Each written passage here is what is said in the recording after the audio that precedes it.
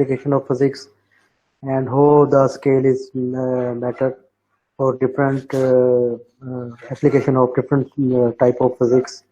So in the end of that lecture, you guys got some idea about what is electric current, voltage, and resistance. So today we will go deep into about what is actually electric current means and what driving force let electric charges to move, and what is the actual resistance and resistivity for different applications. So we will go into details today about these concepts. So first of all, what is electric current? So you guys know about it. Electric current means the flow of the positive charges, flow of the charges, not positive charges. So which actually you can call it electric current. So for example, if we have a wire, but that wire doesn't contain any type of battery or generator, so it means we don't have any electric field inside that.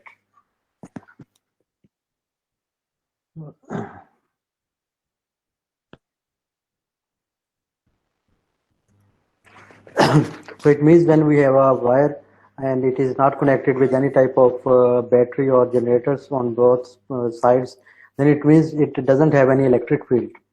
So when that wire is connected by the two terminals of a battery or generator, then obviously we have electric field which exists along and within that wire. So most of the field lines that originate at the terminal of the battery or generator, but some field lines originate at charges that have accumulated inside the wire or outside the wire itself. So here we are having two figures. So for example, if we have a conductor which is not in equilibrium but it is straight, then electric field lines in and near a straight conductor can be seen in the figure 27.2. So the field lines tend to concentrate within the conductor, and then they also further follow the conductor. अगर हमारे पास मतलब conductor है जो कि straight line नहीं है, for example, if we have a conductor with the shape of rectangular shape, which is carrying an electric current, then these are the different sort of electric field lines across that rectangular conductor, which exist when it is connected with some sort of battery or a generator. So it can exist near and inside the rectangular conductors. So in that case, we don't have any battery, but there are still some field lines in and near a straight line conductor which is not in equilibrium. So हम suppose करते हैं कि हमारे पास जो conductor है उसमें कोई sharp kinks नहीं है, okay, and जो field lines है हमारे पास uniformly distributed हैं over the cross sectional of that conductor. So in that case हम suppose करते हैं कि हमारे पास जो कंडक्टर है is more or less a straight wire of constant thickness. अगर उसकी thickness constant है, it means electric field inside the wire will be of constant magnitude, and obviously they have a direction which is parallel to the wire. So if we suppose the length of the wire is L and battery or generator maintains a difference of potential that is delta V across its end, then we can have electric field in a wire which is measured as E is equal to del V over L. And here is del V is the difference of potential or the potential change in potential from one end to the other end, which is caused by the but when it is connected with some sort of maybe battery or without battery, when we have some electric field lines inside that, and L is the length of that wire.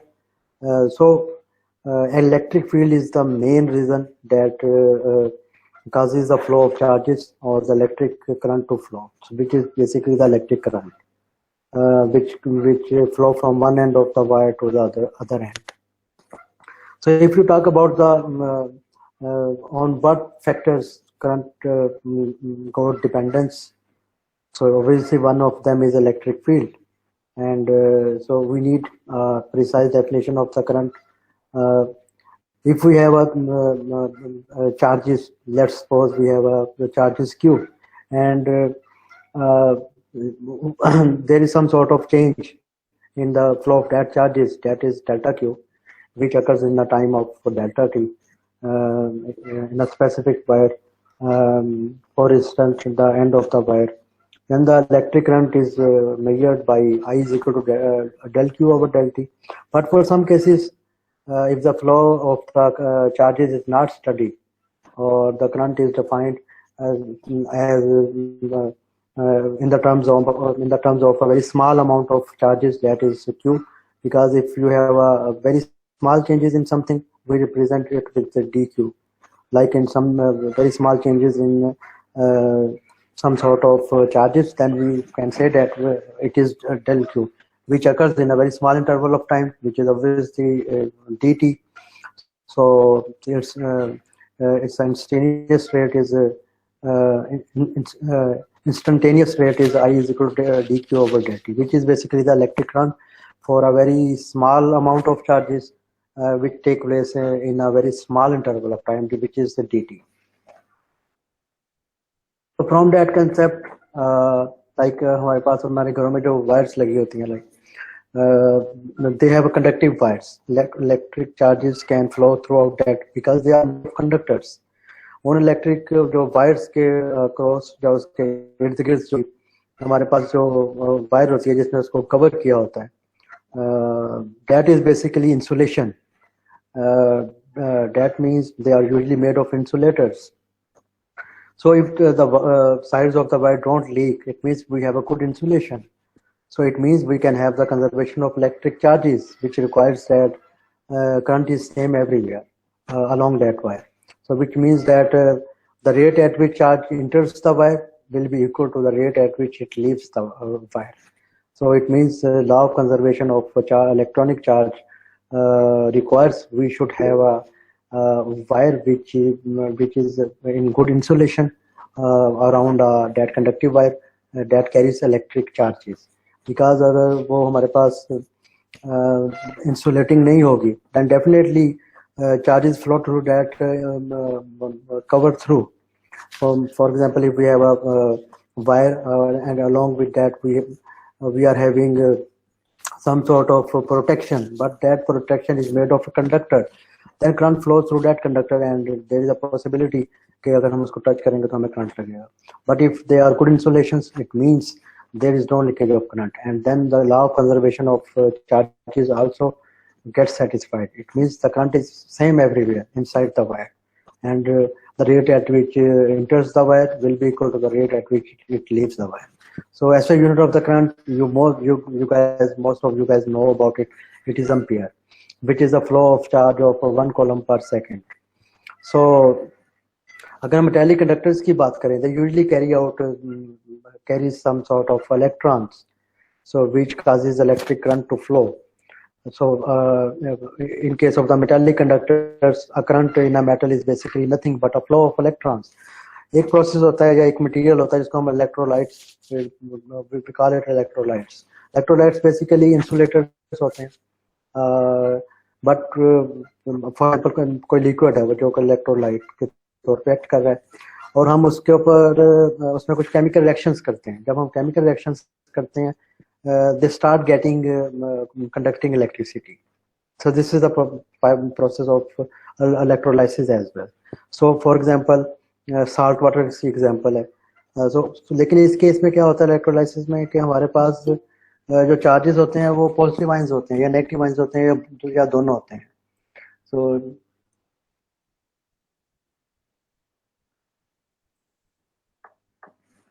या तो उसमें positive charges होते हैं या negative charges होते हैं या तो वो दोनों बहुत हो सकते हैं. So in that case, in that specific case of electrolysis, conductor is basically which becomes conductor after a chemical reaction.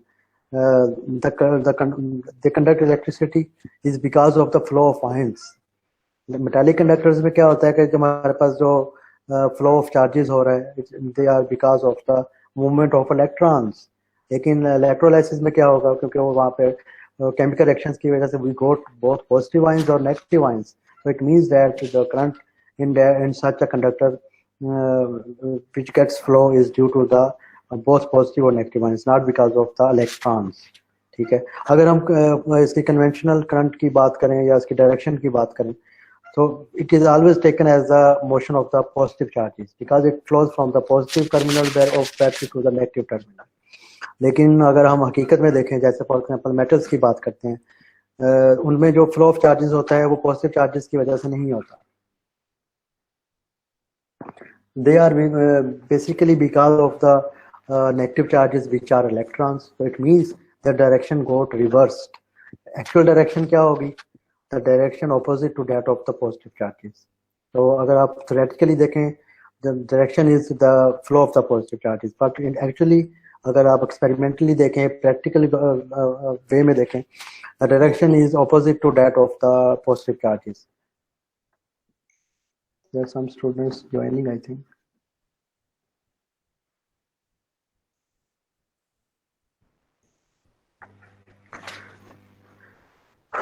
Okay, so we regard the transfer of the charges as a direction from which is opposite to that of positive charges. For taking consideration of that charges, the direction of the current always refers to the, as I suppose theoretically, refers to the net flow of the positive charges. Let's we have a battery. So in that case, positive charges moves from the positive terminal to the negative terminal. But conventionally, what happens? Conventionally, it means that, for example, if you talk about the metal, in the case of metal, we are having the charges which are negative charges, which are electrons. So when we got some, when we attach some wire with the battery, the charges move from the negative terminal of the battery to the positive terminal, which is the actual direction. So there is a difference between the conventional current direction and the actual direction. Sorry, conventional current direction and the other direction. Because if you talk about the metals, then it will be from the negative terminal of the battery to the positive terminal of the battery. It means electrons moves in that way. Sir इतनी तेज आप पढ़ा रहे हैं, कुछ समझ नहीं आ रही. क्या समझ नहीं, आप पूछे क्या समझ नहीं? नहीं सर, ये आप बहुत तेज बोल रहे हैं सर जी. थोड़ा उर्दू में भी. मैं कहा सर जी आप बहुत तेज बोल रहे हैं, अंदर में आपकी वॉइस भी मिस हो रही है, मतलब वॉइस भी नहीं सही आ रही है किसी जगह पर, और आप बोल भी बहुत तेज रहे हैं सर जी. थोड़ा आराम से सर जी समझाएं. ओके, आपको किस चीज की समझ नहीं आई, पूछे ना. नहीं सर, इसका कहने का ये मतलब नहीं है सर. ये कह रहा है कि आप जिस तरह पढ़ा रहे हैं, आप स्टूडेंट्स मुझे किसकी समझ नहीं आई? ये इलेक्ट्रोलिसिस की.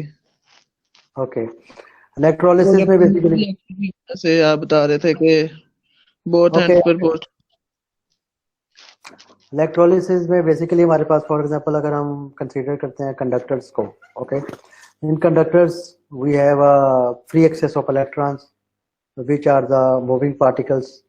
तो करंट का फ्लो हो रहा होता है वो इलेक्ट्रॉन्स की मदद से हो रहा होता है. और if you talk about the electrolysis for example, हमारे पास कोई लिक्विड है, ठीक है, उसमें हम एक स्पेसिफिक या केमिकल रिएक्शन करते हैं, ठीक है, उसमें कुछ चीज मिक्स करते हैं, ठीक है. तो मिक्स करने के बाद देयर इज अ पॉसिबिलिटी कि वो इलेक्ट्रिसिटी को कंडक्ट करना शुरू कर दे, ठीक है. लेकिन उस केस में क्या होगा, क्या डिफरेंस होगा अगर हम कंडक्टर की बात करें और इलेक्ट्रोलाइसिस की बात करें? कंडक्टर में हमारे पास जो इलेक्ट्रिसिटी का फ्लो हो रहा है या करंट का फ्लो हो रहा है, वो हो रहा है नेगेटिव चार्जेस की वजह से. लेकिन जब आपने इलेक्ट्रोलिसिस में कोई प्रोसेस किया, so we got positive ions और negative ions. So in that case जो हमारे पास इलेक्ट्रिसिटी का फ्लो होगा, that is because of the ions, not because of the electrons. Got it sir? Got it. Okay. So उसके बाद हमने direction की बात की कि जो हमारे पास करंट की डायरेक्शन होती है इलेक्ट्रिक चार्जेस की, वो negative terminal of the battery to positive terminal होती है, जैसे फ्लो ऑफ द चार्जेस होता है इन केस ऑफ कंडक्टर्स, ठीक है. फिर मैंने पिछले लेक्चर में भी कुछ आपको बताया था कि इलेक्ट्रिक करंट को हम मेजर करते हैं एम्पियर के साथ, और I gave different examples like जो मिनिमम करंट हम यूज करते हैं वो हमारी इलेक्ट्रॉनिक कैलकुलेटर्स में होता है, ठीक है, और हमारे पास हमारे मोबाइल्स में यूज हो रहा होता है, ठीक है. जो मैक्सिमम करंट हम नेचर में ऑब्जर्व कर सकते हैं वो लाइटनिंग स्ट्रोक की वजह से होता है, ठीक है, जो बिजली गिरती है उसकी जो मैग्नीट्यूड होती है हाईएस्ट होती है. इसके अलावा जो हाई ट्रांसमिशन पावर लाइंस होती हैं जो कि ग्रिड से आ रही होती हैं, पावर स्टेशन से आ रही होती हैं, लार्ज ट्रांसफार्मर से आ रही होती हैं, या लार्ज इलेक्ट्रोमैग्नेट्स में से आ रही होती हैं, उनकी उनकी जो मैग्नीट्यूड होती है वो ज़्यादा होती है कंपेयर टू डैट वन के। अगर हम इलेक्ट्रॉनिक डिवाइसेस की बात करें वहाँ पे ये कम होती है। ये सब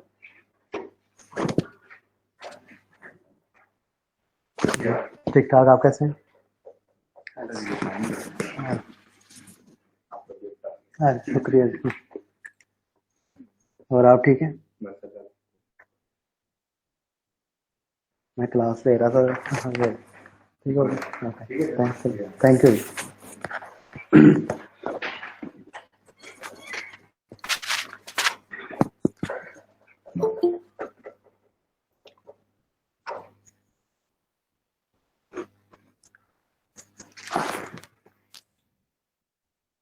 तो we have a simple problem. हमारे पास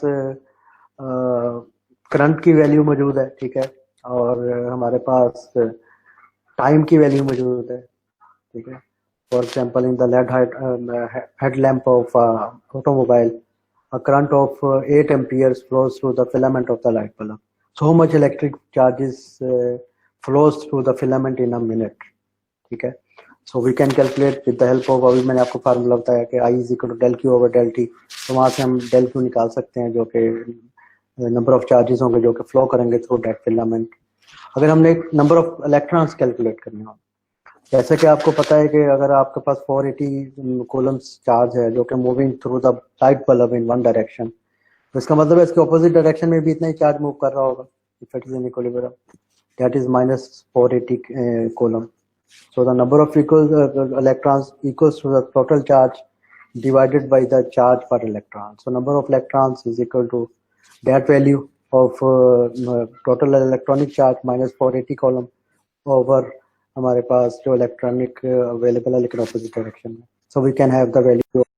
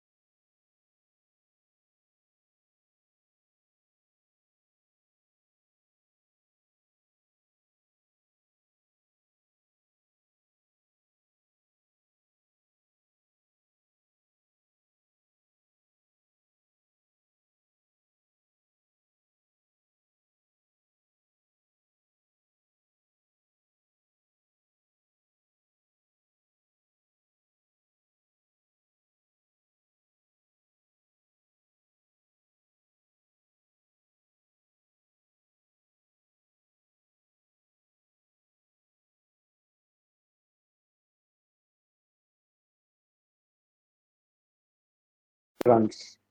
अब अगर आप ये सर फिजिक्स की तरफ जाए, जी बोलें। ये सर जी, ये जो इलेक्ट्रिक ये स्पार्किंग होती है लाइट की, लाइटनिंग जो बिजली की आप कह रहे हैं सर जी, इसकी रीजन क्या है सर जी? यार वो आप सुनोगे तो मैं वही समझा रहा हूँ ना, आप सुनो पहले, पूरी सुन तो लो ना बात। ओके सर जी। मैंने आपको मतलब ये बताया कि ये मतलब इसमें अल्ट्रा हाई वोल्टेज जनरेशन होती है। अल्ट्रा हाई वोल्टेज जब जनरेट होगी, इसका मतलब है हमारे पास करंट भी बहुत ज्यादा मैग्नीट्यूड का होगा। अगर आप सरफेस की बात करें जमीन की, ठीक है, वो नॉर्मली नेगेटिवली चार्ज होती है, क्योंकि उसमें electrons, we have a trillions trillions trillions trillions और पता नहीं कितने हमारे पास इलेक्ट्रॉन्स हैं, ठीक है। और जब बादल इकट्ठे होते हैं, ठीक है, और they they make clouds of clouds, ठीक है, स्टॉर्म ऑफ क्लाउड्स, ठीक है, तो usually they are positively charge, ठीक है, जिसकी वजह से हमारे पास क्या होता है, जो उनके नजदीक जमीन होती है, ठीक है, वो उनको भी पॉजिटिवली चार्ज बना देते हैं, which helps to develop a multi-million volt potential, which further give us current of very high magnitude. अब उसमें अगला प्रोसेस क्या होता है, ठीक है, क्लाउड जो होते हैं हमारे पास, वो नेगेटिव चार्जेस को नीचे भेजते हैं, ठीक है, जमीन जो है पॉजिटिव चार्जेस को ऊपर भेजती है, जो कि हमारे पास मेटल ऑब्जेक्ट्स होते हैं, वहां से हमारे पास जमीन पर अवेलेबल होते हैं। जब ये दोनों आपस में मिलते हैं किसी एक्सपेक्टेड पोजीशन पे, तो we observe a very high voltage potential, or we observe a very big driving force for electric current to flow. So voltage potential usually varies from 100 million volts to 1000 million volts. जब इतना ज़्यादा potential होगा तो definitely we can have a very bigger currents with a very high magnitude, which ranges from 10,000 to 200,000 amperes. And जो उनकी जो आपस में ये कंबाइन करते हैं कंडक्टिंग पाथ में, जब ये आपस में मिलते हैं नेगेटिवली चार्ज लेटर्स और पॉजिटिवली चार्ज लेटर्स, जो इस कितने ड्यूरेशन के लिए मिलते हैं, फ्रॉम 1 इतने सेकंड के लिए मिलते हैं, तो we can have a unidirectional current flow, we have a very high potential voltage that varies from 100 to 1000 million volts. तो बेसिकली हुआ क्या कि हमारे पास क्लाउड से हमारे पास नेगेटिव चार्जेस आए, अर्थ ने हमारे पास पॉजिटिव चार्जेस दिए, जो कि हमारे पास मेटल ऑब्जेक्ट्स अर्थ में मौजूद है, वहां से निकले, ठीक है, और उन्होंने जाके एक खास पोजीशन पे आपस में दोनों ने कोलाइड किया, ठीक है, कोलाइड करने के बाद they tend to have a produce a very high potential which is around 100 to 1000 million volts. उसकी वजह से जब आपके पास इतना वोल्टेज होगा तो डेफिनेटली करंट भी प्रोड्यूस होगा, ठीक है, और उस करंट की रेंज पे 10,000 से लेकर 200 एम्पियर्स तक होती है, और ये जितना प्रोसेस ये होता है ये 1 माइक्रोसेकंड से 1 सेकंड तक मिलाप की वजह से होता है, इतने थोड़े सेकंड में मिलाप होता है और ये चीजें कर देती है। सर अगर उसको आप जी बोलें। सर क्लाउड नेगेटिव चार्ज जब भेजते हैं और अर्थ उसी टाइम पे पॉजिटिव चार्ज भेजता है, same at the same time दोनों प्रोसेस कर रहे हैं। डेफिनेटली चार्जेस हर वक्त अवेलेबल होते हैं। और ये फिर तो सर जब क्लाउड पॉजिटिव और नेगेटिव आपस में अट्रैक्ट नहीं करते हैं? पॉजिटिव नेगेटिव जब आपस में मिलते हैं तो we have a power generation basically. Positive negative का मतलब ये होता है कि हमारे पास अगर एक इलेक्ट्रॉन है तो दूसरा होल है, और इलेक्ट्रॉन होल्स आपस में मिलकर क्या बनाएंगे, इलेक्ट्रिसिटी बनाएंगे, करंट बनाएंगे। और तो सर ये ये क्लाउड के पास एग्जांपल है। चार्ज कैसे, सॉरी, क्लाउड्स के पास नेगेटिव चार्ज कैसे आता है? ये तो उसमें मतलब इनकी वो क्लाउड्स की अगर फिजिक्स को देखें उसमें मतलब अवेलेबल होता है, और ये इनके ऊपर ये नहीं होता कि सिर्फ नेचुरली होता है, दूसरा ये नहीं होता कि ये सिर्फ इन पर नेगेटिव चार्ज होता है, इन पर पॉजिटिव चार्ज भी होता है, लेकिन जो प्रोसेस ऑफ लाइटनिंग है उसको मैं एक्सप्लेन कर रहा हूँ कि वो कैसे वर्कआउट होती है। Okay, thank you sir. अब फॉर एग्जांपल हमारे पास जो पहली पिक्चर्स में आप देख रहे होंगे कि नेगेटिव चार्जेस हैं उसके मतलब, और जमीन से पॉजिटिव चार्जेस जा रहे हैं, ठीक है, और यहाँ पे जाके चार्जेस और आगे आए, इधर से आके आप इन्होंने कोलाइड किया, कोलाइड करने के बाद जब इतने वो कोलाइड करेंगे तो डेफिनेटली एक बहुत बड़ा हाई पोटेंशियल हाई वोल्टेज मतलब एक स्ट्रोक हमें ऑब्जर्व होगा, ठीक है, जब वो ऑब्जर्व होगा तो definitely followed by the electric current, क्योंकि पोटेंशियल जितना ज्यादा होगा करंट भी उतना ज्यादा होगा, then we can observe around 60 miles per second million 60 miles per second stroke of that current. उसके बाद जो मेन चीज होती है, फिर जो ये चीज तो चलो वो हो गया। तीसरा फिनोमेना जो इसमें इन्वॉल्व होता है लाइटिंग, वो सरफेस डिस्पर्शन होती है। ठीक है, जब आपके वो करंट इतना ज्यादा प्रोड्यूस हो गया, उस करंट ने कहीं तो जाना है ना। आप पॉजिटिव चार्जेस नेगेटिव चार्जेस आपस में मिले, एक हाई पोटेंशियल एनवायरनमेंट क्रिएट हुई, तो उसकी वजह से हमारे पास इलेक्ट्रिक करंट प्रोड्यूस हो गया। ठीक है, अब उस करंट ने कहीं तो जाना है, तो then they come to penetrate the, क्योंकि वो ग्रेविटी की वजह से उनके पास जमीन सबसे नजदीक होती है। ठीक है, तो वाकई वो स्ट्राइक करते हैं। ठीक है, then clouds of that process, मतलब क्लाउड्स ऑफ दैट इलेक्ट्रॉन्स और holes comes together and they act accordingly. ठीक है, और वो जाके वो जमीन में पेनिट्रेट करने की कोशिश करते हैं। तो तभी कहा जाता है, जिस तरह अगर हम पानी में, आप देखो, आपने शायद कभी ऑब्जर्व किया होगा, पानी में इलेक्ट्रिसिटी बड़ी तेजी से फ्लो करती है।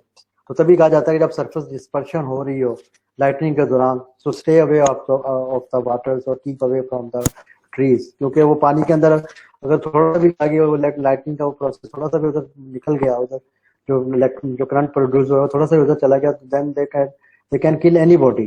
ठीक है, तो दैट्स कहा जाता है कि सरफेस डिस्पर्शन के दौरान it can be very deadly, or you should stay away from the waters or from the rivers or from etc.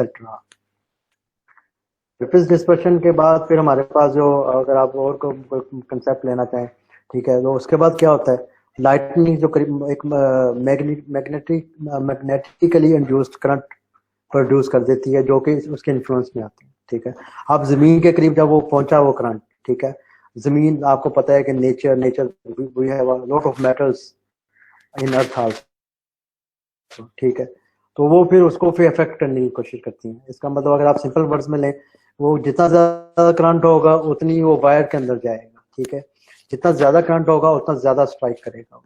ठीक है, अब उस करंट को जो कि आसमान से आ रहा है, ठीक है, अगर हम उसमें कुछ रेजिस्टेंस देते हैं, इम्पीडेंस का मतलब क्या होता है कि एनी इम्पीडेंस करंट फ्लोज, अगर वो कोई मतलब करंट वहां से आ रहा है और हम कोई इम्पीडेंस देते हैं, उसको कोई रेजिस्टेंस देते हैं, that build up of the high voltage at that location which results flammable materials, light, कोई आग लग जाती है कहीं पे वेपराइजेशन मेटल्स की हो जाती है, जो जिनका क्रॉस सेक्शनल एरिया सफिशिएंट नहीं होता, तो दैट प्रोसेस का।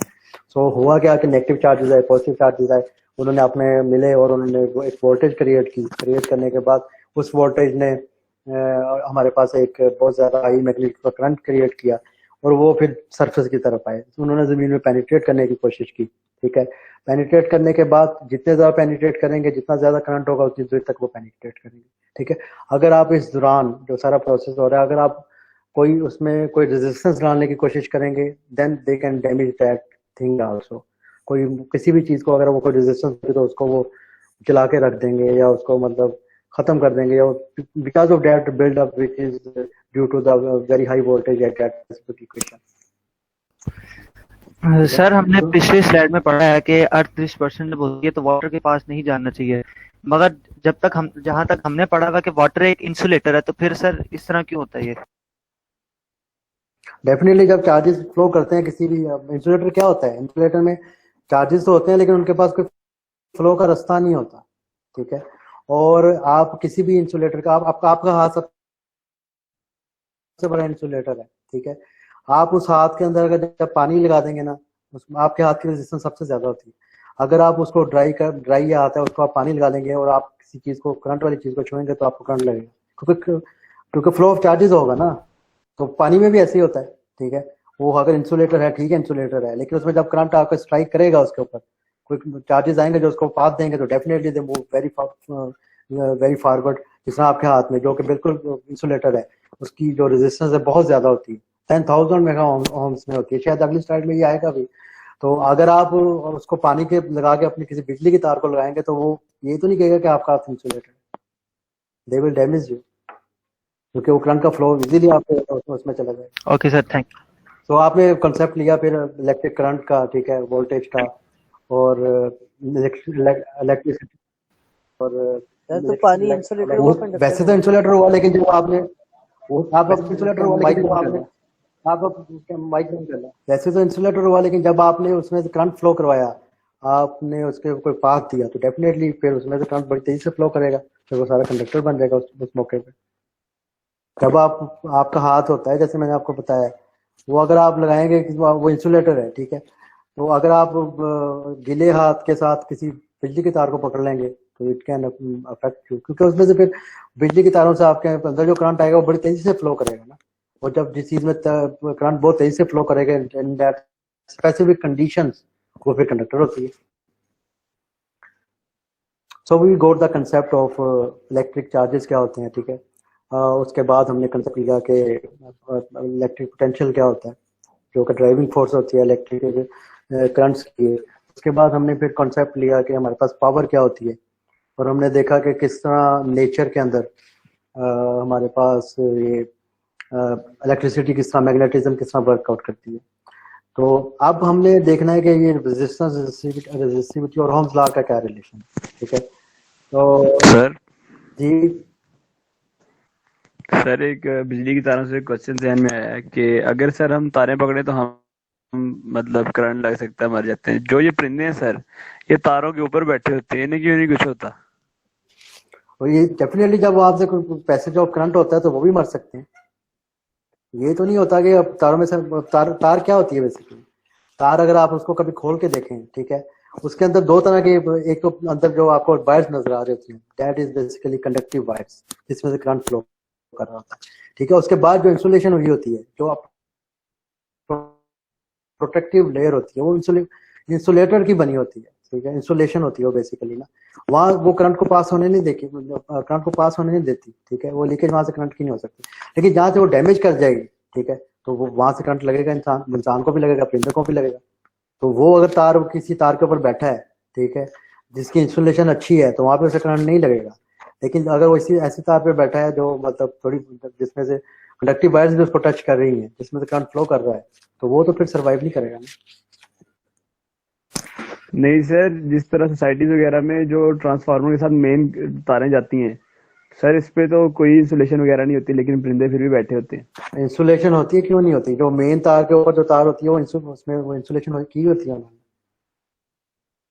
वो इंसुलेशन के अलावा कोई भी जानदार चीज ऐसी जगह पे बैठेगी जहाँ पे करंट का फ्लो होगा तो वो नहीं सर्वाइव करेगी। This is a simple thing.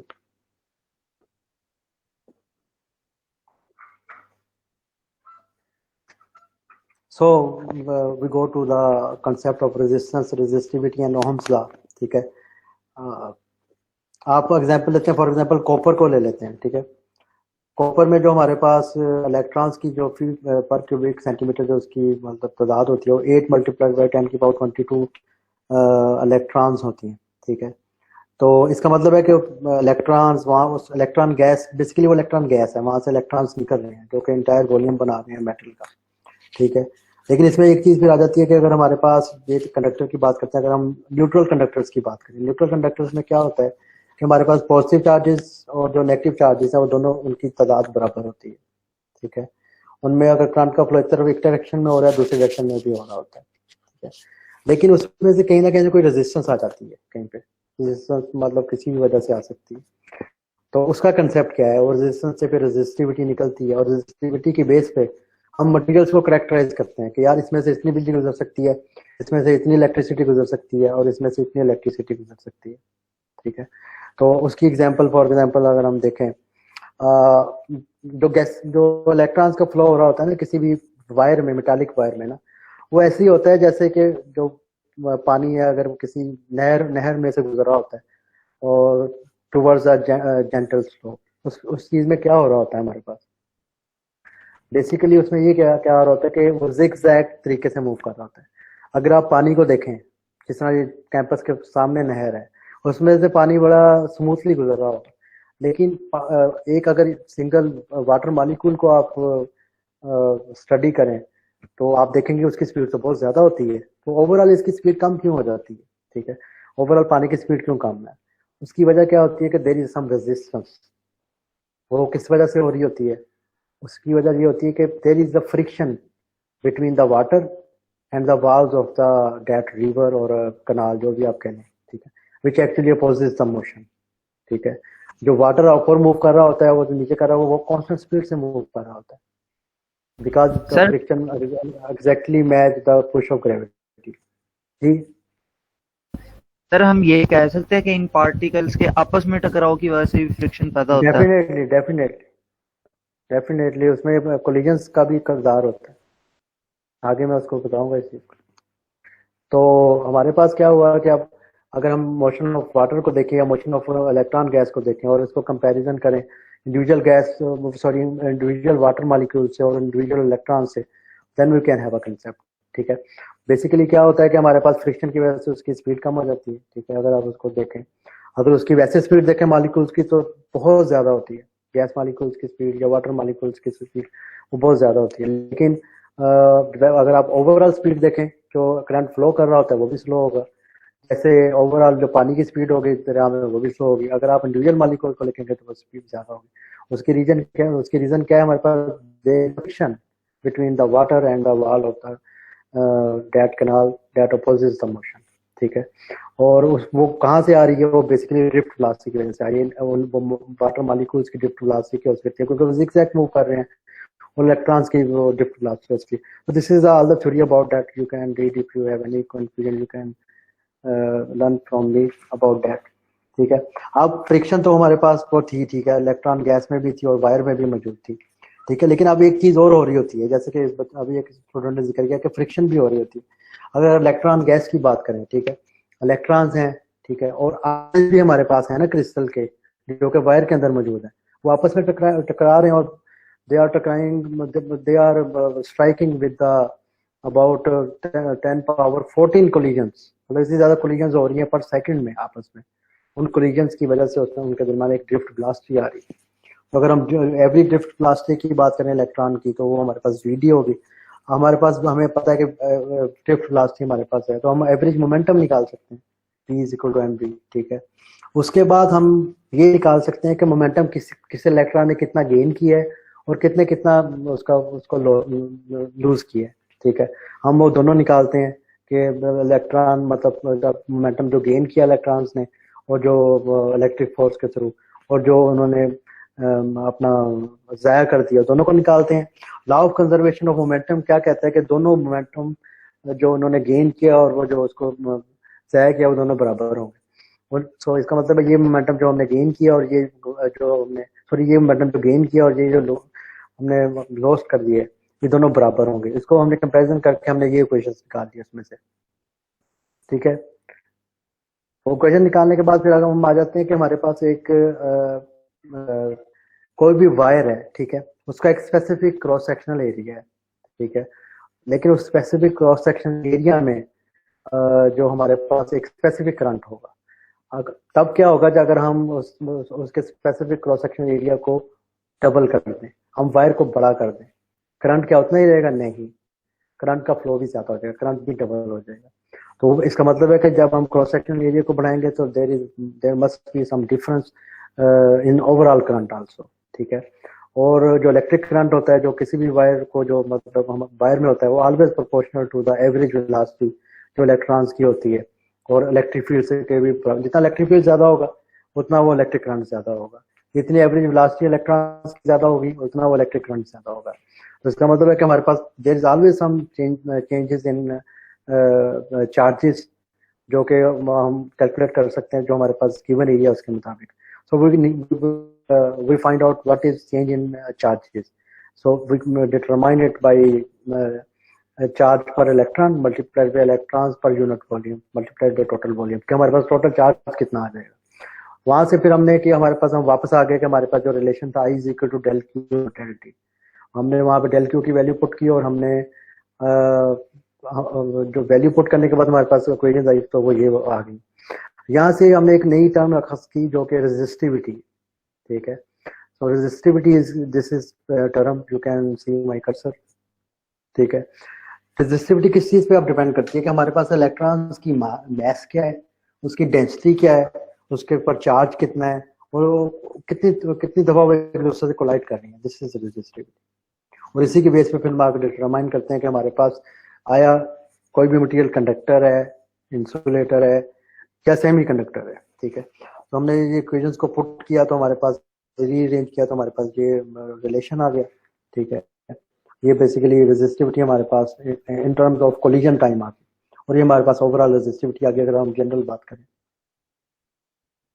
Resistivity को जो हमारे पास रिलेशन आया उसमें से हमने रेजिस्टेंस और इन चीजों को पुट किया तो हमने रीअरेंज किया तो हम we got the Ohm's law, ठीक है। ओहम्स लॉ बेसिकली क्या, you know, I don't know कि you guys know about it और नॉट, कि Ohm's law is not a universal law. Universal law क्या होता है, जैसे थ्योरी ऑफ रिलेटिविटी है, जैसे न्यूटन्स लॉ है, जो हर जगह अप्लाई होती है, ठीक है। न्यूटन तो Ohm's law is not a universal law. ये हम अप्लाई कब करेंगे, जब हमारे पास कंडक्टर्स होंगे, ठीक है।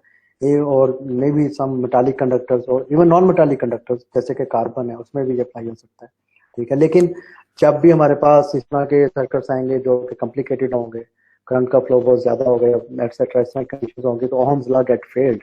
That's why it is not a universal law. लेकिन फिर भी इस लॉ की मदद से we try to find out the resistance and the resistivity of different materials। जिस तरह के ये मतलब एंड पे जो दिया गया है टेबल दिया गया है, इसमें बेसिकली वो बताया गया इनके रेजिस्टिविटी वैल्यूज डिफरेंट मटेरियल्स की क्या होती है, जो कि ओम्स लॉ से हम आगे फर्दर उसको करने के बाद निकालते हैं। तो जैसे मैंने बताया कि आप there is a lot of limitations of Ohm's law, this is not a universal law. जिस तरह और लॉज होते हैं, न्यूटन्स के लॉज हैं, थ्योरी ऑफ रिलेटिविटी है, क्वांटम मैकेनिक्स है, ठीक है। ये अक्सर फेल हो जाता है मैनी मटेरियल्स में जहाँ पे करंट बहुत ज्यादा होता है, और इन होमोजेनियस मटेरियल्स में ये फेल हो जाता है जहाँ पे हमारे पास लेयर्ड मटेरियल्स होते हैं, जो कि यूजली हम सेमीकंडक्टर डिवाइसेस में यूज करते हैं। इन होमोजेनियस मटेरियल्स का मतलब कि जिनमें they are combination of more than one material और they are having a very complicated structures और morphology. So Ohm's law is not of universal capability, or you can't apply it to every circuits around। हाँ, एक circuit बहुत ज्यादा complicated है, उसके different part पे तो आप अप्लाई कर सकते हैं, लेकिन ओवरऑल उसको पूरे के ऊपर आप अप्लाई नहीं कर सकते कभी भी। So from that you guys know about if we have a wire जिसमें से करंट पास कर रहा है, ठीक है, उसमें उसका स्पेसिफिक एरिया, उसकी स्पेसिफिक लेंथ है उस वायर की, और एक स्पेसिफिक रेजिस्टेंस है। तो this is the resistivity active, जो कि हमें बताती है कि हमारे पास कितना फ्लो ऑफ चार्जेस होगा, कितना मतलब उसकी उस मीडियम के थ्रू कितनी इलेक्ट्रॉन्स पास कर सकते हैं या नहीं कर सकते। तो अगर हमें ये चीज़ें मौजूद हो, हमारे पास लेंथ हो वायर की, हमारे पास एरिया हो, और हमारे पास रेजिस्टेंस कितनी है उसमें, तो हम रेजिस्टिविटी किसी भी मटेरियल की निकाल सकते हैं। तो अगर आप इसको समझी करें कि ये रेजिस्टेंस, रेजिस्टिविटी और ओहम्स लॉ, तो जितनी ज्यादा हमारे पास रेजिस्टिविटी होगी कंडक्टर की, इसका मतलब उसकी कंडक्टेंस की, उसकी सॉरी रेजिस्टेंस भी उतनी ज्यादा होगी, ठीक है। उसकी दे आर डायरेक्टली प्रोपोर्शनल, जितनी रेजिस्टिविटी ज्यादा हो जाएगी उसकी रेजिस्टेंस उसमें इतनी ज्यादा बढ़ जाएगी, ठीक है। जितने कंडक्टर की लेंथ ज्यादा होगी उसकी रेजिस्टेंस ज्यादा हो जाएगी, ठीक है। दूसरा ये कि जितनी ज्यादा क्रॉस सेक्शनल एरिया होगा किसी भी मटेरियल का या किसी भी वायर का, उसकी रेजिस्टेंस उतनी कम हो जाएगी। जैसे मैंने आपको बताया हमारे पास एक वायर है, ठीक है, उसका एक स्पेसिफिक क्रॉस सेक्शनल एरिया है, उसमें से एक स्पेसिफिक करंट वहां पे पास कर रहा है। लेकिन अगर आप उस वायर को डबल करते हैं, क्रॉस सेक्शनल एरिया डबल हो गया, इसका मतलब करंट भी डबल हो गया, उसमें रेजिस्टेंस क्या होगा, कम होगी। This is the concept. जितना क्रॉस सेक्शनल एरिया कम होगा उसका मतलब है higher will be the resistance. Temperature dependent होती है कि आप किसी भी कंडक्टर की रेजिस्टिविटी या रेजिस्टेंस बढ़ती है जब आप उसके मतलब उसको हाई टेम्परेचर पर ट्रीट करते हैं। This is a very simple problem. अगर हमने किसी भी रेजिस्टेंस निकालनी हो किसी भी वायर की, तो we have this formula del V over I which is from the Ohm's law. We know the potential difference and we know about the total current, so we can calculate the resistance. This is volt per ampere, so this is equal to ohm. I forgot to mention here ohms 0.20. This is V by A means it is ohm. अब general concept जैसे मैंने आपको पहले बताया कि हमारे पास एक water tank है, ठीक है, और वो उसमें पानी है, ठीक है। अब अगर हमने उसमें से कंसेप्ट लेना हो कि वोल्टेज क्या है, रेजिस्टेंस क्या है और करंट क्या है, ठीक है, उसके ऊपर जो आप प्रेशर लगा रहे हैं पानी के ऊपर, दिस इज एक्चुअली वोल्टेज। जितना आप प्रेशर लगाएंगे उतना पानी निकल जाएगा, दिस इज एक्चुअली करंट, ठीक है। और जो रेजिस्टेंस उसके दरमियान में आ रही है, जो कोई चीज रेजिस्ट कर रही है, this is resistance. This is very simple. If you have a tub full of water and we apply some sort of pressure inside that, जो आप प्रेशर अप्लाई कर रहे हैं वोल्टेज है, जितना करंट उसमें, जितना पानी गुजर जाएगा वो करंट है बेसिकली, और जितना रेजिस्टेंस आएगी उसमें वो बेसिकली हमारे पास रेजिस्टेंस है, जो कि हमने अभी डिस्कस किया। और हाँ, जितना प्रेशर ज्यादा होगा, जितना आप प्रेशर पानी के ऊपर ज्यादा लगा रहे हैं, करंट का फ्लो भी उतना ज्यादा होता जाएगा, उतना ज्यादा करंट फ्लो करेगा। So these are the simple details about that current, voltage and resistance. Yes. Sir current किस तरह हेल्पफुल होगा प्रेशर लगाने में? ये तो आपको कंसेप्ट दिया है ना, कि अगर आपने उसको अंडरस्टैंड करना हो कि ये पानी के टब को लेकर के कि कैसे हम इसको करेंगे, क्या नाम है, कंसेप्ट लेना हो कि ये मैं वैसी चीज, ये मैं आपको कंसेप्ट देने के लिए बता रहा हूँ कि जितना वोल्टेज, जितना प्रेशर ज्यादा होगा करंट उतना ज्यादा फ्लो करेगा। जितना आप पानी का प्रेशर जितना ज्यादा लगाते हैं पानी उतना फ्लो करता है। ठीक है, this is just to give concept. ये कोई वो नहीं है कि इसमें कोई वो नहीं है, just to give concept on. So these are the simple details about current, voltage and resistance. So these are their symbols and these are their formulas and their SI units, and from where it is derived. And if you want to measure the current, you need ammeter. If you want to measure the voltage, you need voltmeter. If you want to measure the resistance, you need ohm meter. So resistance की बात की हमने, ठीक है। जितनी resistance कम होगी, ठीक है, इसका मतलब है कि हमारे पास फ्लो ऑफ चार्जेस उतना ज्यादा होगा। ठीक है, अब डिफरेंट मटेरियल्स में फ्लो ऑफ चार्जेस डिफरेंट होता है। ठीक है, जहाँ पे हमारे पास रेजिस्टेंस कम होगी, ठीक है, more charges are allowed to pass, they are conductors. और जिस मटेरियल्स में हमारे पास रेजिस्टेंस बहुत ज्यादा होगी, फ्लो ऑफ चार्जेस इजीली नहीं करवा सकते, वो इंसुलेटर्स होंगे। इसके अलावा कुछ और फैक्टर्स भी हैं जो रेजिस्टेंस को अफेक्ट करते हैं। थिकनेस कितनी है हमारे पास कंडक्टिंग वायर्स की, लेंथ कितनी है, they also are affecting the resistance, overall resistance which are encountered by the current.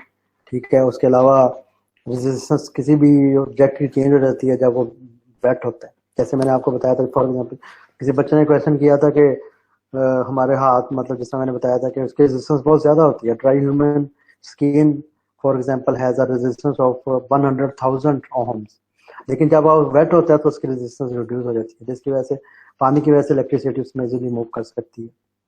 वो 1000 सॉरी ohms तक ले जाती है। तो why do wires heat up when there is so much current? आपके पास वोल्टेज ज्यादा थी, करंट ज्यादा हो गया, तो वायर्स क्यों हीट अप कर जाती है? उसमें एक चीज होती है कि ओवरलोडिंग हो रही होती है सर्किट की, किसी भी सर्किट की ना। आपको कंसेप्ट तो आ गया कि इलेक्ट्रिक करंट क्या है, इलेक्ट्रिक पोटेंशियल क्या है, रेजिस्टेंस क्या है, पावर क्या है, ठीक है, और उसके बाद सर्किट्स में क्या चीजें होती हैं। ठीक है, अब हमारे पास चीजें कभी कभार क्या होता है, वायर्स, आपने देखा होगा आपके लैपटॉप की वायर वो हीट अप हो जाती है। ठीक है, उसकी क्या रीजन होती है, क्या उसमें कई फैक्टर्स हो सकते हैं। एक तो ये हो सकता है कि आप सर्किट को ओवरलोड कर रहे हैं। ठीक है, you are plugging a lot of applications, electronic application in a common outlet। ठीक है, दूसरा ये चीज हो सकती है कि जो हमारे पास कंडक्टिव वायर है उसके ऊपर जो इंसुलेशन है, इंसुलेटिंग वायर जो उसको प्रोटेक्ट कर रही है वो कमजोर हो गई, उसकी वजह से भी ये चीज हो सकती है कि वो they are not allowing to pass current to the supposed area, तो it means कि शॉर्ट सर्किट हो गया। ठीक है, करंट का आपस में जो पाथ था वो टूट गया, जिसकी वजह से वो शॉर्ट सर्किट हो गया। मतलब इसमें ये हो सकता है कि हमारे पास जो इलेक्ट्रॉन फ्लो कर रहा है किसी भी क्लोज सर्किट में, definitely they collide with the atoms of the conducting wire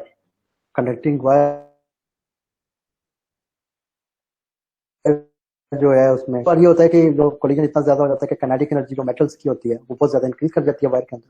जब काइनेटिक एनर्जी इंक्रीज कर जाएगी then definitely they will be evolved as a heat. तो ये भी रीजन होता है कि आपके पास इलेक्ट्रॉन्स आ रहे हैं, इलेक्ट्रॉन्स मूव कर रहे हैं कंडक्टिंग वायर में, कंडक्टिंग वायर्स के अपने एटम्स हैं।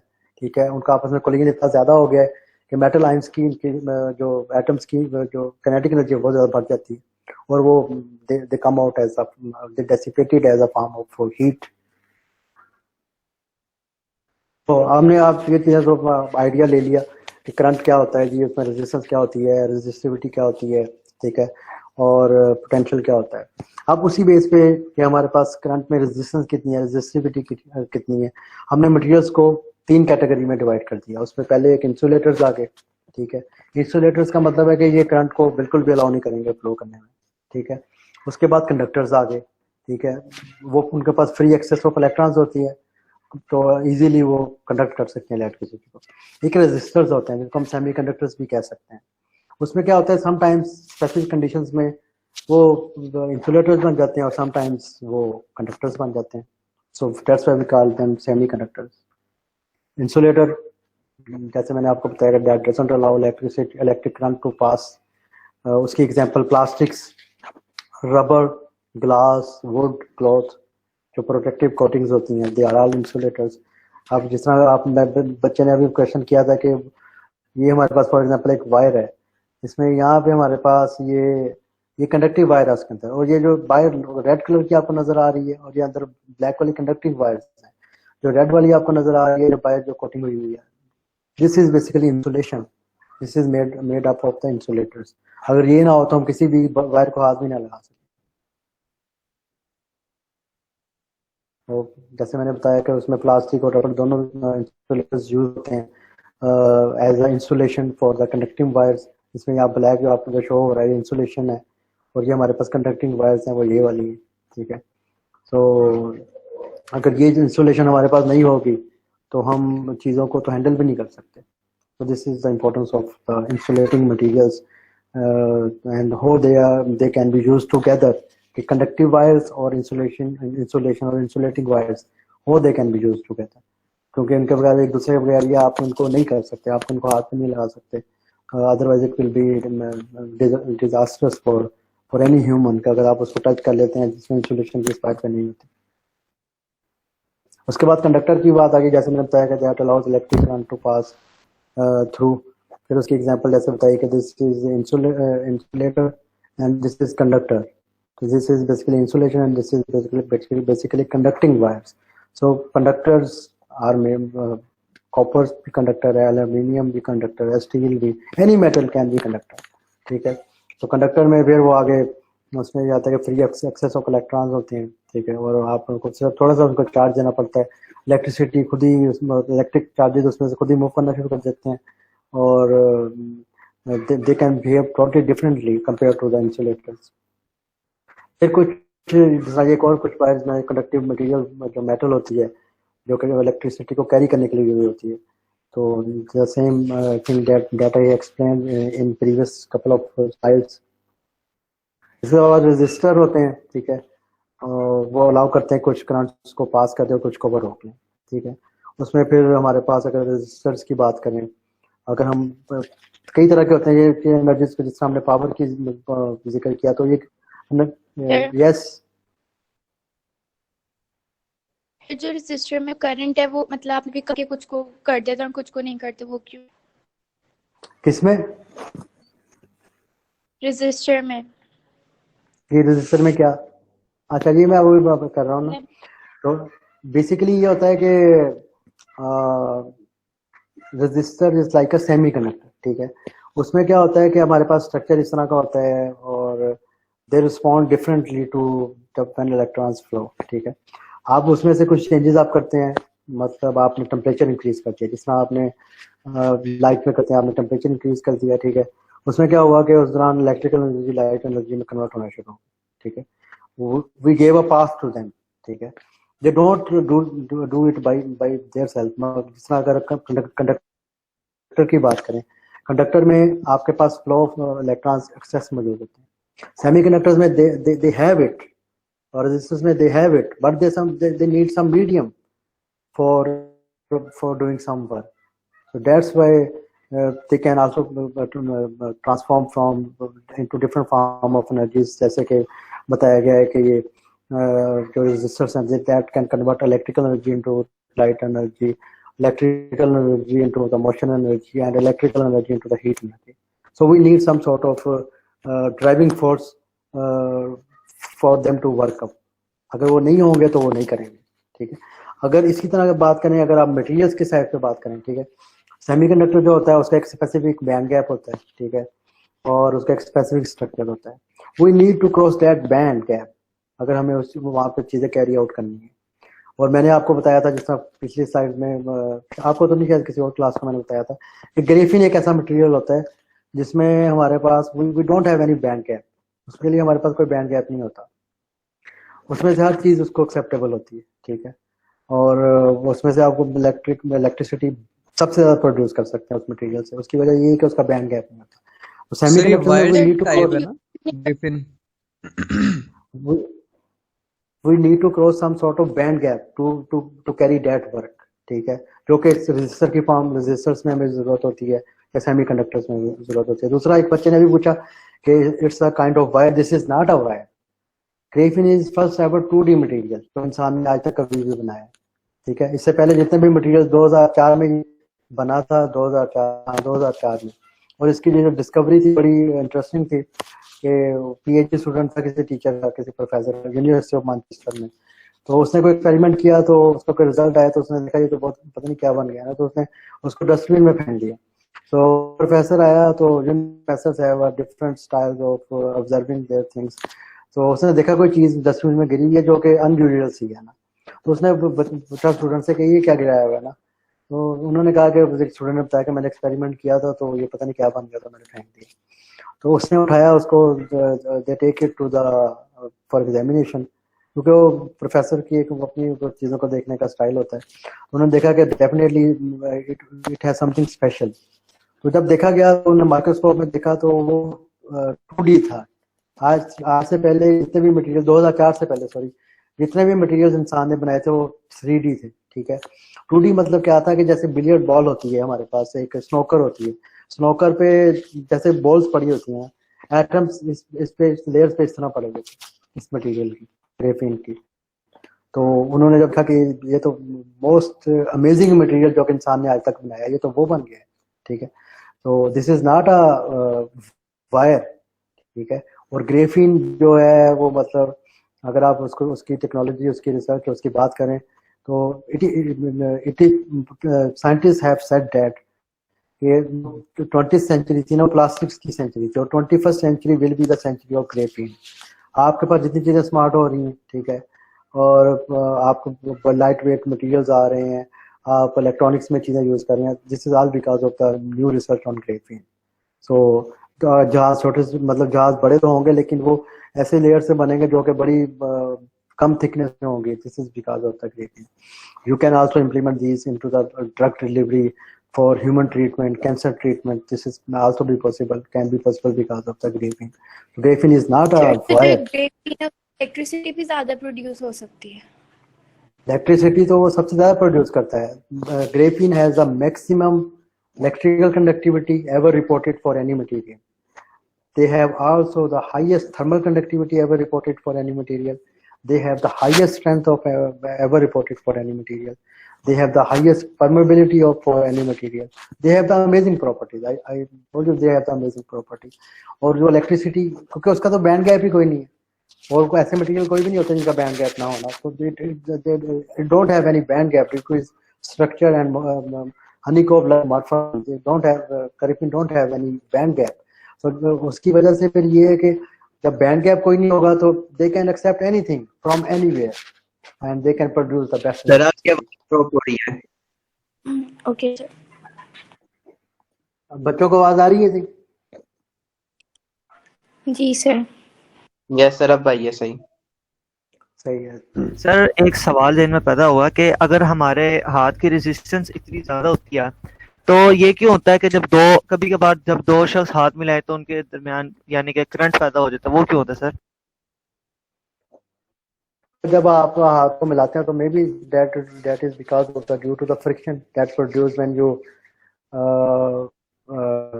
touch both hands at a specific angle or at a specific orientation. It can be possible. और उसमें ये भी होता है कि आप किस एनवायरनमेंट से हैं, ठीक है। हो सकता है कि आपने हाथ अपने किसी ऐसी जगह पे रखे हो जहाँ पे वो already they are get charge, ठीक है, और फॉर एग्जांपल आपने किसी जेब के अंदर रखे हैं या किसी और चीज के अंदर रखे हैं, तो कोई इस तरह की कंडीशंस पैदा हो रही हैं कि चार्जेस जो आपके हाथ के ऊपर इलेक्ट्रॉन्स हैं दे आर गेटिंग चार्ज, वो जब आप दूसरा बनाते हैं उसकी भी यही कंडीशन होती है, जब आप हाथ मिलाते हैं तो definitely you feel some sort of electric current, that is possible. और यही चीज होती है जब आप फॉर एग्जांपल थर्म आपके जब दांत में कभी दर्द हो रहा होता है ना, तो उसमें भी यही चीज हो रही होती है कि due to that friction between the teeth, अगर आपके दांत में कभी कभी आपने शायद दांत का दर्द कभी ऑब्जर्व किया है कि नहीं किया, तो it is like a thermal shock, जिसमें जो इलेक्ट्रॉन्स होते हैं वो इतना रिएक्ट कर रहे होते हैं आपस में, इतना वो looks like a thermal shock, जैसे इंसान को कोई करंट लगा रहा है थोड़ा थोड़ा। सो हमने सर अक्सर कपड़े की स्पार्क पैदा होती है, मींस उसमें फ्रिक्शन वगैरह होती है, इस वजह से स्पार्क पैदा होती है। डेफिनेटली चार्ज पार्टिकल्स भी हो सकते हैं, किसी वजह से भी हो सकते हैं। चार्ज पार्टिकल्स की वजह से बेसिकली होता है ना कि जब आप पॉजिटिव नेगेटिव आपस में इलेक्ट्रॉन्स और होल्स मिलेंगे तो हमारे पास इलेक्ट्रिक करंट प्रोड्यूस होगा, तो this is possible due to that.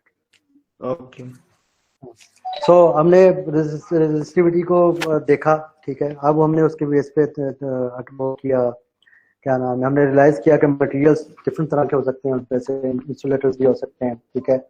और इनकी जो रेजिस्टिविटी होती है इंसुलेटर्स की, they are 10 power 20 times larger होती है कंडक्टर्स की निस्बत। सेमीकंडक्टर जो resistivity it's between insulators and conductors, ठीक है। तो हमने कुछ देखा कि मतलब हमने इस तरह के भी मटेरियल्स ऑब्जर्व किए जिनको आप हाई टेम्परेचर पे या हाई प्रेशर पे जब उनको आप उनको मतलब कुछ हाई टेम्परेचर हाई प्रेशर देते हो तो उनका जो उनका स्ट्रक्चर होता है वो रीफेज हो जाता है, वो एक फेज से दूसरे फेज में चले जाते हैं। जैसे फॉर एग्जांपल आयरन है, अगर वो एक स्पेसिफिक टेम्परेचर तक वो एक फेज में रहेगा, अगर आप उसको 800 से लेकर आगे ज्यादा उसको हीट करोगे तो वो एक और फॉर्म में चला जाएगा, अल्फा फॉर्म में चला जाएगा, बीटा फॉर्म में चला जाएगा। इसी तरह कुछ मटेरियल्स होते हैं जब उनको आप हाई टेम्परेचर पे ट्रीट करते हो, हाई टेम्परेचर पे हाई प्रेशर पे ट्रीट करते हो, दे can behave like a super conductors. Super conductors mean के दे कैन अब्सॉर्ब और they can conduct electricity at a maximum limit, ठीक है। This is also possible. और इसमें कुछ साइंटिस्ट ने ये भी मतलब किया कि उन्होंने एक सुपर कंडक्टिंग रिंग बनाई, ठीक है, at a high temperature or at high pressure, and they have observed that it has amazing strength and it can produce amperes current without any battery or generator for at least for 1 year, without any other help, without any external source of electric potential। तो इस तरह के सही super conductors बनाए scientist ने, और इस पे और नई रिसर्च हो रही है कि they are making such type of super conductors which can conduct electricity to the maximum. अब उसके बाद सर्किट की तरफ आ जाते हैं, ठीक है। उसमें जैसे मैंने बताया आपको कंसेप्ट हो गया कि चीजें कैसे वर्क करती हैं। सर्किट जो हमारे पास होता है बेसिकली पाथ होता है, ठीक है, जिसमें से हमारे पास इलेक्ट्रिक करंट फ्लो करता है। अब उसमें कितनी रेजिस्टेंस आ रही है उस करंट को फ्लो करने में, या उसकी करंट कितना फ्लो कर रहा है, ठीक है, और या उसमें वोल्टेज कितनी है, उसके लिए फिर हम डिफरेंट कंपोनेंट्स यूज करते हैं जिसको हम इंडक्टेंस कहते हैं। उसको मतलब उसको मेजरमेंट के लिए इंडक्टेंस की मेजरमेंट के लिए कुछ और होता है, कैपेसिटेंस के लिए कुछ और होता है, और रेजिस्टेंस के लिए कुछ और होता है, ठीक है। तो ये अब मिलकर फिर हमारे पास जो कॉम्बिनेशन बनता है उसको हम सर्किट्स कहते हैं। अब सर्किट्स भी दो तरह के होते हैं, एक सीरीज होते हैं, पैरेलल होते हैं। जैसे मैंने आपको बताया कि सीरीज सर्किट में क्या होता है कि हमारे पास एक ही पाथ होता है, कंडक्टिंग पाथ एक ही होता है। जब कंडक्टिंग पाथ एक होगा तो इसका मतलब है उसकी जो वोल्टेज है वो मतलब जितनी भी रेजिस्टेंस लगी हुई है वो सारी प्लस हो जाएगी, ठीक है। अगर कंडक्टिंग पाथ एक है तो करंट जो होगा वो हम जितना भी वो सेम रहेगा through out that every resistance, ठीक है। लेकिन जो पोटेंशियल होगा हमारे पास, इलेक्ट्रिक पोटेंशियल या इलेक्ट्रिक जो हमारे पास जितनी भी उसमें क्या नाम है जो ड्राइविंग फोर्स है जो करंट को फ्लो करने के लिए, वो सम अप हो जाएगी तीनों रेजिस्टेंस की। जितना इलेक्ट्रिक पोटेंशियल है तीनों का वो सम अप हो जाएगा क्योंकि कंडक्टिंग पाथ एक है। जब कंडक्टिंग पाथ एक से ज्यादा हो जाएंगे तो we have a parallel structures. उसमें क्या होगा कि हर पाथ के थ्रू करंट डिफरेंट फ्लो करेगा, ठीक है। इसका मतलब है वोल्टेज क्या होगी, जो टोटल वोल्टेज होगी वो हर पाथ के थ्रू वो सेम होगी, ठीक है। और जो हमारे पास करंट जो होगा वो तीनों का प्लस हो जाएगा, वो सारा एक में से भी गुजर रहा होगा। और रेजिस्टेंस को हम कैलकुलेट उसकी इन फार्मूलाज के जरिए कर सकते हैं। So we have a more than one conducting path in that case. तो अगर आपने इसको और फॉर्म में देखना है तो जब हम किसी भी कंपोनेंट्स को हेड टू टेल कनेक्ट करते हैं सीरीज, तो वो हमारे पास सीरीज सर्किट होता है। अगर हम हेड टू हेड कनेक्ट करते हैं या टेल टू टेल कनेक्ट करते हैं तो हमारे पास पैरेलल सर्किट्स होते हैं। उसके बाद हमारे पास दो और तरह के करंट्स भी होते हैं, इसमें अल्टरनेटिव करंट होता है और जो कि मेन करंट्स होते हैं ना, अल्टरनेटिव करंट होता है और डायरेक्ट करंट होता है। अल्टरनेटिव करंट में क्या होता है कि करंट की डायरेक्शन थोड़ी देर बाद, हर सेकंड्स बाद चेंज हो रही होती है। उसकी एग्जांपल हमारे पास एसी जनरेटर्स होते हैं, ठीक है। Every time the coil passes the vertical and the optical upright position, जो करंट की डायरेक्शन है वो रिवर्स हो जाती है, ठीक है। तो इसका मतलब है कि जो हम जनरेटर से जनरेट करते हैं वो अल्टरनेटिव करंट होता है। उसकी एक एग्जांपल और है कि हमारे पास एक ऐसा सिस्टम है जिसमें से पानी फ्लो कर रहा है, लेकिन हर दफा पानी की डायरेक्शन चेंज हो जाती है, तो it's like we are having alternative current concept. अगर हमारे पास पानी है, उसमें से पानी हमेशा एक ही तरह गुजर रहा है, तो it means we are having a direct current, ठीक है। वो एक तरीके से गुजर रहा है और उसकी एक डायरेक्शन है। डायरेक्ट एप्लीकेशंस, डायरेक्ट करंट की एप्लीकेशंस, सेल फोन जो आपके हाथों में है, लैपटॉप, फ्लैश लाइट्स और बैटरी जो भी होती है, तो इलेक्ट्रिक फ्लो जो होता है बैटरी में हमेशा एक से दूसरी डायरेक्शन में होता है, मतलब एक ही डायरेक्शन में होता है। फॉर एग्जांपल अगर हम देखें, ये हमारे पास इलेक्ट्रिक फ्लो है बैटरी का, उसमें हमारे पास ये पॉजिटिव टर्मिनल है और ये हमारे पास नेगेटिव टर्मिनल है, ठीक है। और जो हमारे पास चार्जेस हैं वो हमेशा इस डायरेक्शन से इस डायरेक्शन में जाएंगे और लाइट को चलाएंगे, ठीक है, हमेशा एक ही डायरेक्शन में रहेंगे। तो जो बैटरीज में हमेशा जो करंट होगा वो हमेशा डायरेक्ट करंट होगा। मोबाइल्स में आपके वो भी हमेशा डायरेक्ट करंट होगा, लेकिन जो एसी जनरेटर प्रोड्यूस करेगा that will be the alternative current. तो अल्टरनेटिव और डायरेक्ट करंट को अगर हम सिस्टम की सूरत में बात करें तो हमारे पास ये ग्रिड हमारे पास और ये ट्रांसमिशन लाइंस है। अगर 100 एम्पियर यहाँ पे था, यहाँ पे भी 100 एम्पियर है, यहाँ पे भी 100 एम्पियर जा रहा है, तो दिस इज डीसी सिस्टम। अगर एसी सिस्टम में क्या होगा कि हमारे पास ट्रांसफार्मर होंगे दरमियान में जो कि उसकी जनरेट कर देंगे। तो इस means we are having a DC system, sorry we are having the AC system. DC system में क्या हुआ कि हमारे पास 100 एम्पियर था, वो इधर भी 100 रहा और इधर भी 100 रहा। एसी में क्या हुआ, हमारे पास 100 एम्पियर था, यहाँ पे 10 एम्पियर हो गया और यहाँ पे 100 हो गया। ये मतलब एक फ्लो डायग्राम है कि हमारे पास आपको कंसेप्ट आ गया इलेक्ट्रिसिटी कैसे आती है, इलेक्ट्रिक चार्जेस के मूव करने की वजह से आती है, क्योंकि ड्राइविंग फोर्स जिसमें जो होती है वो इलेक्ट्रिक पोटेंशियल होता है। जी मुझे बस 2 स्लाइड रहेगी, खत्म कर लेने से फिर उसके बाद। तो उसके बाद ये फॉर एग्जांपल हमारे पास ये पावर स्टेशन है, वहाँ से हमारे पास डिफरेंट ट्रांसमिशन लाइंस आ रही हैं, जो यहाँ पे सब स्टेशन है और ये डिफरेंट पर्पसेस के लिए जा रही हैं, घरों में जा रही है, शॉप्स में जा रही है, अदर बिल्डिंग्स में जा रही है। So this is how the power system works. So we are having grid system, and where we are having the different transmission lines for different purposes. So this is high voltage transmission. If we are having the high voltage transmission from the power generation, we can reduce it using the transformer. ठीक है, मतलब यहाँ पे 400 kV आ रहा है तो यहाँ पे वो ट्रांसफार्मर लगा देंगे, 275 आ जाएगा, तो फर्दर रिड्यूस कर देगा हमने as per hour requirement. Transformer लगाकर हम इसको रिड्यूस कर सकते हैं। अब ये फॉर एग्जांपल देखें, हमारे पास ये रेड में जो जनरेशन हो रही है, ठीक है, इसमें हमारे पास डिफरेंट ट्रांसमिशन लाइंस आ रही हैं 765 से लेकर 130 kV तक, ठीक है, और फिर उसको हम डिस्ट्रीब्यूट कर रहे हैं, ठीक है, ट्रांसफार्मर के जरिए और डिफरेंट पर्पसेस के लिए, जिस पर्पस के लिए हम यूज कर सकते हैं और जिस भी क्वांटिटी में और जिस भी स्ट्रेंथ में यूज करना चाहते हैं तो वो हम कर सकते हैं। So this is the concept of electric current, electric potential और resistance, power system, or how these power systems are circuits work, series circuits, parallel circuits, and how you can observe the electricity and magnetism in nature, or the concept about materials characterizations above based upon the current that passes through that medium. So that's it. जी आप किसी को question है तो पूछ लें। Sir AC current और DC current में फर्क क्या होता है? एसी करंट जैसे डायरेक्ट डीसी करंट में क्या वो एक ही डायरेक्शन में मूव करता है, ठीक है, और एसी करंट में क्या होता है कि हमारे पास उसकी after specific interval of time उसके डायरेक्शन चेंज हो रही होती है, प्लस होगी कभी नेगेटिव होगी, कभी प्लस होगी कभी नेगेटिव होगी, जैसा जनरेटर्स में हो रहा है। पावर हाउस से जो करंट आ रहा था वो डीसी में होता है, लेकिन हमारे घर आते आते वो एसी में क्यों कन्वर्ट होता है?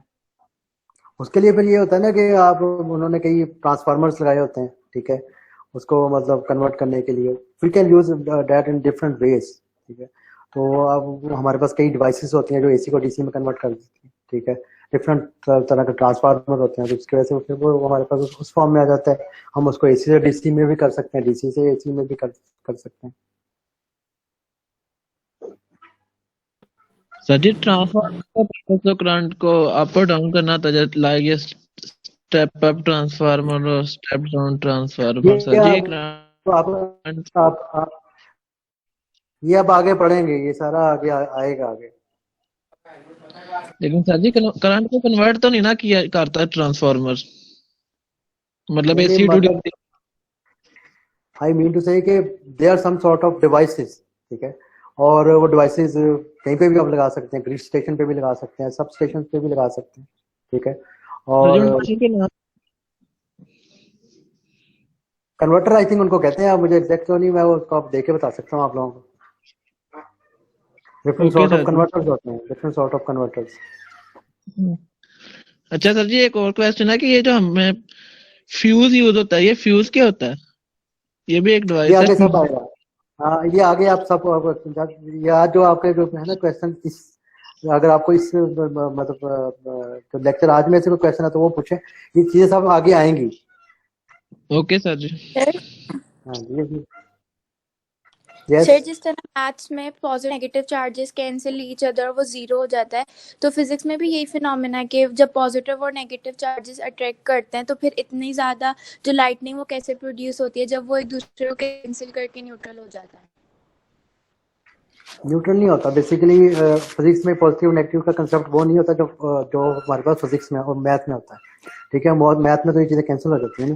फिजिक्स में बेसिकली पॉजिटिव का मतलब क्या है, हमारे पास इलेक्ट्रॉन्स है, और नेगेटिव का मतलब क्या है, हमारे पास होल्स हैं, ठीक है। वो भी पार्टिकल्स हैं, चार्ज पार्टिकल्स हैं, लेकिन उन पर पॉजिटिव चार्ज होता है। बेसिकली जब आपने बेसिकली बात सुन लेना, जब बेसिकली आपने जब दोनों चार्जेस को मिलाते हैं ना, तो हमारे पास इलेक्ट्रॉन्स होल जनरेशन होती है, which is the base of electricity, ठीक है। वो कैंसिल नहीं होते, वो आपस में मिलकर पेयर बनाते हैं। तो वो जो इलेक्ट्रॉन्स होल जनरेशन होती है, इलेक्ट्रॉन्स होल पेयरिंग होती है, which is basically the electricity. This is not that concept math वाला। तो इसी तरह हमारे पास इसी तरह क्या होती है, लाइटनिंग प्रोड्यूस, जो ये क्या कहते हैं उसके, बिजली।